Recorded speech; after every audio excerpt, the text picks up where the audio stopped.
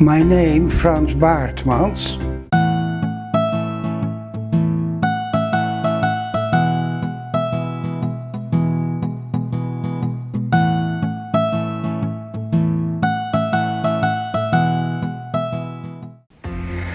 I was born in the province of Brabant in Holland, in the middle of this province, a small village, but famous for its cultural activities, Hilvarenbeek. That's where I grew up until I was 4.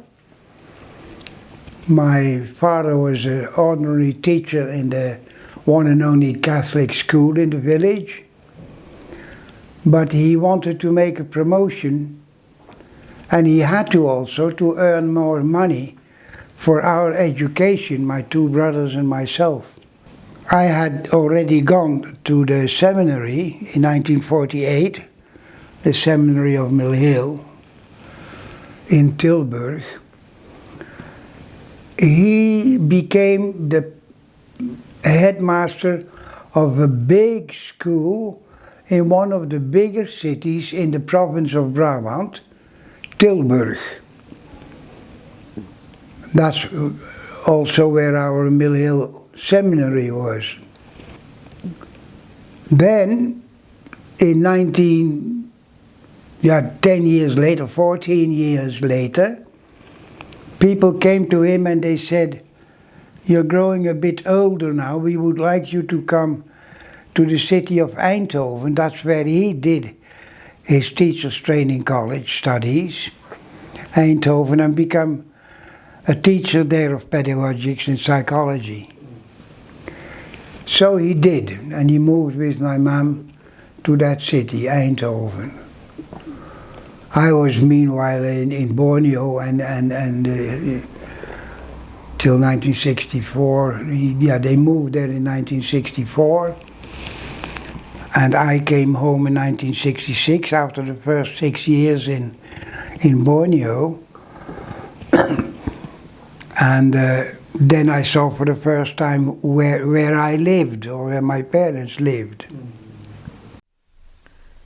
So, Frans, how did you come to know about the Mill Hill Missionaries?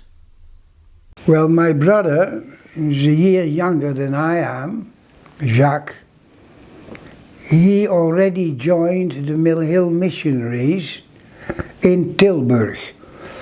And the reason why we came into contact with Tilburg is because the city of Roosendaal was not very far away from the village where we were living. And missionaries, Mill Hill missionaries from Roosendaal, they went round the countryside to recruit students for the missionary priesthood. And so they also contacted my father, being the headmaster of the village school, and said, "Do you have any candidates?" Well, he said, "There are 2 there." So that's why we landed up. My brother later on left after 6 years. So that is how we came into contact with Mill Hill. Now that you have joined the Mill Hill Missionaries after your formation years in the Netherlands, what is the next stage in your formation? Where did you go next? Yes, after Roosendaal I went to England for 4 years, to London, Mill Hill. And there, on my ordination day in July 1961, 65 years ago almost, I was given an appointment to go to Miri, a new mission area in Borneo. And I had always wanted to go to Borneo. And I kept pestering the rector, Father Tony Galvin, who had been in Borneo, and he was our rector. And somehow or other, we had a fine relationship together. He was my neighbor in the corridor. Right, wow. Yes. So I kept pestering him. I said, you let me go to Borneo. I want to. Well, lo and behold, on ordination day, I was the last whose name was mentioned by the Superior General. And I was scared that I would be appointed to Lochwinnock or to a seminary in Holland and teach Latin and history or something, you know. No. Anyway, the new mission of Mary, Father Frans Baartmans. And he tumbled down the chairs, man. Yeah, they do that always. They did that all. We stand in a circle, Okay. and then the Superior General used to come after ordination into the hall in the Superior's wing. And the ordinandi, they stood around, and then he began to read after congratulations. Right after the ordination? Yeah, right after. Yeah, the same day. After coffee. How many were you in your class? 24. And then he began to read. And my name didn't turn up. It didn't turn up. I thought, whoa. And my parents were waiting downstairs. And my brother and his fiancée at that time. And then lo and behold, the very last one, the new mission in Mary, Father Frans Baartmans. Yeah, it was a new mission. It was actually cut out, that area, from the Diocese of Kuching. That was split into two.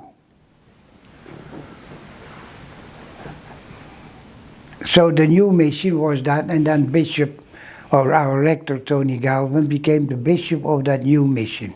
That a year before my ordination, he was appointed bishop there. So there I had 10 glorious years in Borneo, fantastic. And our new mission, I was in Sarawak. And in Sarawak has always been much wilder and milder in its political life, you know. So that's why our missionaries were told to get out after 10 years. But that never happened, still did not happen in Sarawak. Mm. So I had my 10 full years there. To Borneo. by a freighter, a boat of the Rotterdam Lloyd, by ship.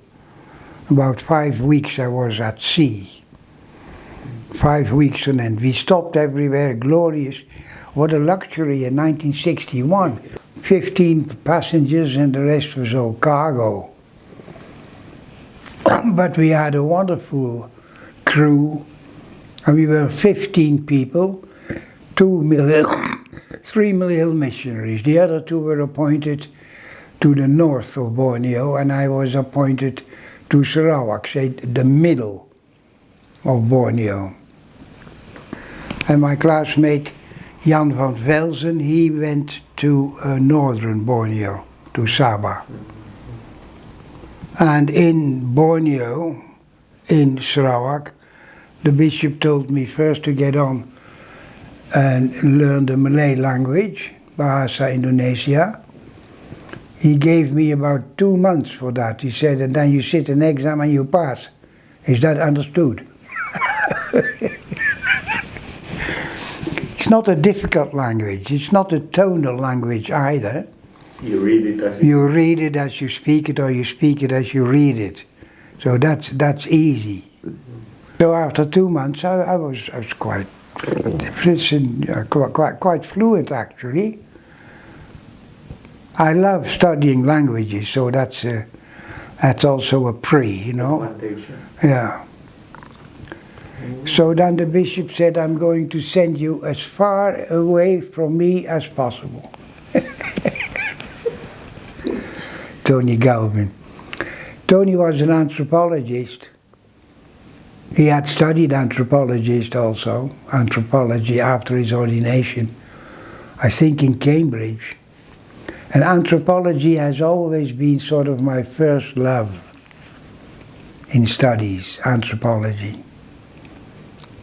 So he said, you try and write down the language of the people I'm going to tell you to go to upriver.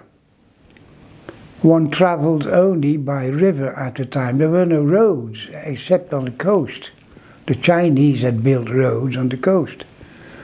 And they also had most of the economic power in the country.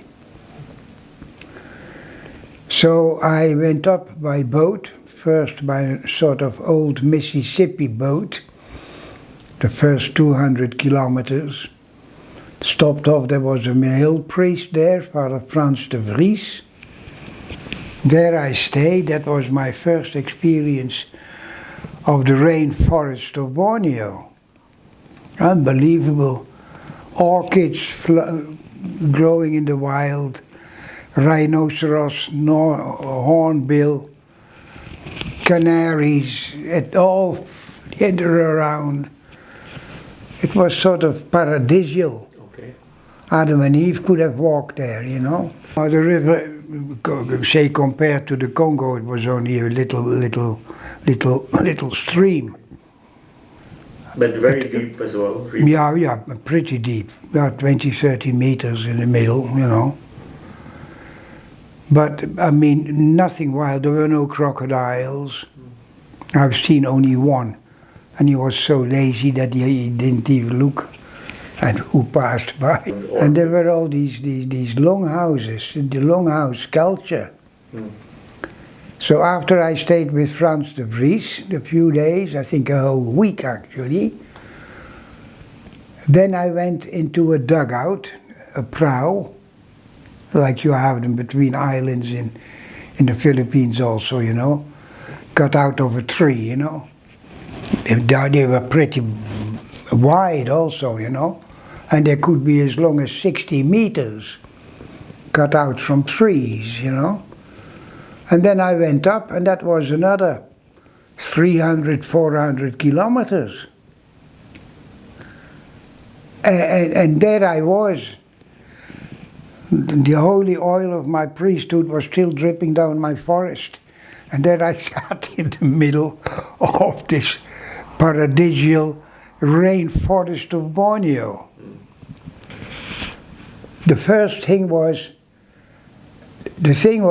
I was happy I could communicate with people in Malay, because Malay is the lingua franca over that whole archipelago of Indonesia.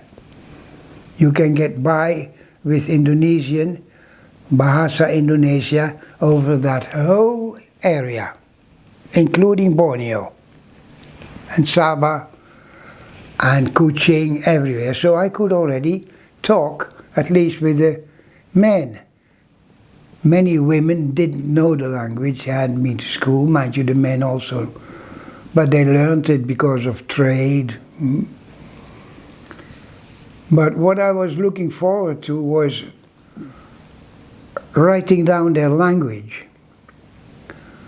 I had done a little bit of training in how to write down a language, and their language had not yet been written. There was no literature, and these were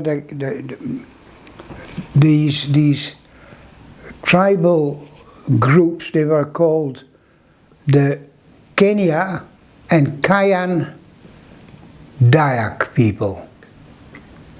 Dayak simply means man, a human being. So I began finally, straight away actually, to learn their language.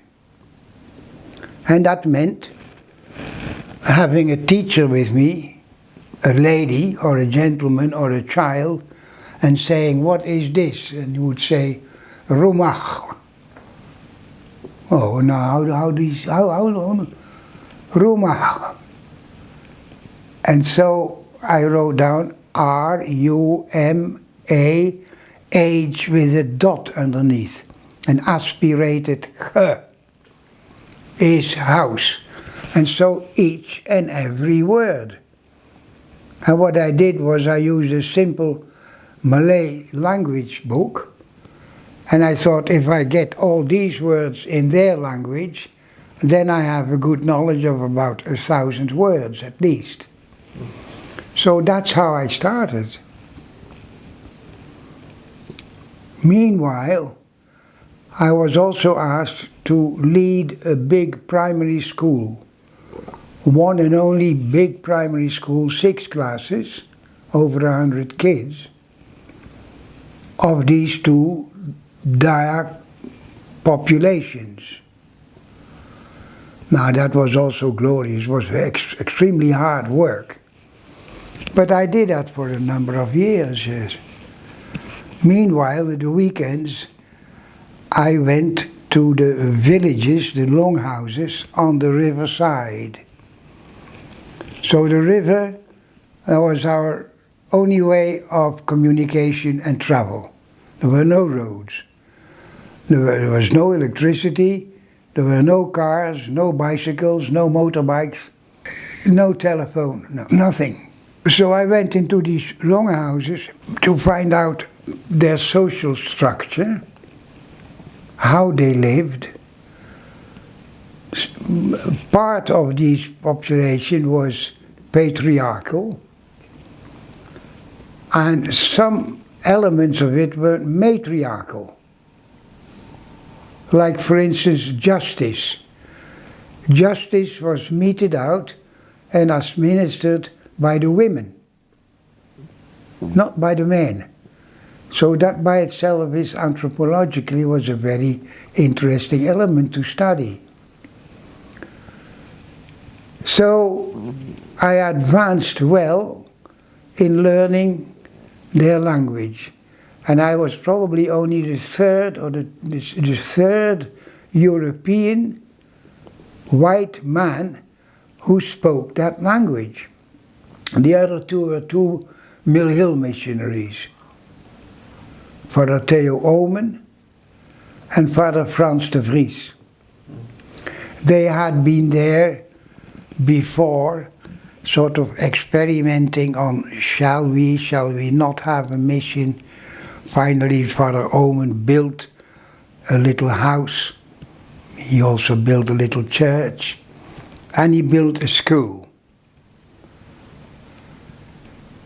So after some time, the bishop said, now, I think it's better for you and for me and for our mission work that you go still further up the river, all the way to where it more or less originates. And there you ask the people to give you a room in the longhouse and go and live there. Specialize yourself in their social studies, in the social structure. Learn the language still better. And help them to run a cooperative society and stimulate education in an area of about 5 big longhouses. So that's where I went. Now they had heard about me. They said, and he speaks our language, so we called him up. And the bishop came to know that, and he said, okay, you go. If the people invite you to come. Actually, this is a subject that comes, you see, I never stimulated what you call conversion work. There were two or three longhouses that were Christian. They had become Christians before I came there. But what happens in a longhouse you could have 30 rooms or 60 rooms or 10 rooms, and then some families would become Christian and the others stayed in their own tribal religious tradition. It's traditional. So which meant that I noticed that in these two longhouses, this conversion work drove a split into the population of that house, the Christians and the non-Christians. And I didn't agree to that, and I couldn't. Not from the anthropological point of view, nor sociologically. I said, this is a wrong method. If ever history proves to them that it would be fine to enter into another tradition into another religious tradition, and that of the one most known in Borneo on the coast, Christianity, then let the whole tribe in one go, under the leadership of the headman, a very strong leader, Temangong Oyong Lawai Jao, let him take all his people in one go into this new tradition, so to go along with history as other peoples did. That was my vision. I could not very well proclaim that vision by some of my older colleagues at the time. You know, they said, this is the new lot, this is the new, here comes the Dutch, you know. Forever heretics. But anyway, I stuck to it somehow. And then in 1972, I was asked to come home to Holland. Bishop Tony Galvin didn't want to let me go, but the General Superior, I think it was Noel Hanraan, he insisted, no, let him come home to tell us in Europe, in Holland, of his missionary experience for 2 or 3 years, and then he can go back to Sarawak. So I found it terrible to leave the mission there, to leave Borneo. Oh, I felt sick in my stomach, I tell you honestly. But I said, well, if the society calls you, I mean, after all, I mean, I did promise obedience also, and solidarity with the society, so I went. And I'm still happy till the very day that at that time I took the decision at once, I'm going, that's it. So then I came here back to Holland, and here in Holland I traveled around the country with 2 or 3 of other Mill Hill missionaries to tell the people our story, our mission story, this of my story, the story of Borneo, which was very pleasant work in schools, in theaters, in churches, parish homes, private homes, holding forth of the customs of the Dayak people. Then, after about 3 years, 4 years, the society said, would you be interested to do some primary work amongst the Maasai in Kenya? Well, I said, yes, but I would first want to learn the language of the Maasai before I go there, and their customs, and read whatever there is to be read about the Maasai. So I spent half a year of research work in Kenya, in the diocese of Nakuru and Gong. Most interesting. With all that information, the bishop in Nakuru was very pleasant, Bishop Ndingi. He said, here are my cupboards, my books, this is my private cupboard.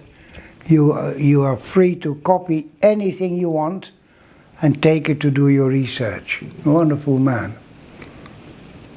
So I went home with 2 large cases of study work and I enrolled in the university in Nijmegen to do anthropology, theology, a bit of economic systems of Latin American tribal groups. And I did that for almost 4.5 years.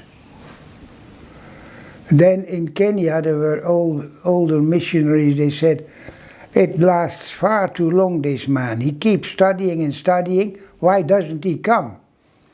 But I said, I must get this degree of anthropology, and my thing would be the tribal groups of the Tugen, the Pokot, the Gems, the Maasai in Kenya, so that I'm well prepared. Now, well, some apparently didn't agree, so they appointed some other people to go to Kenya. So there I was on a sudden, without a mission.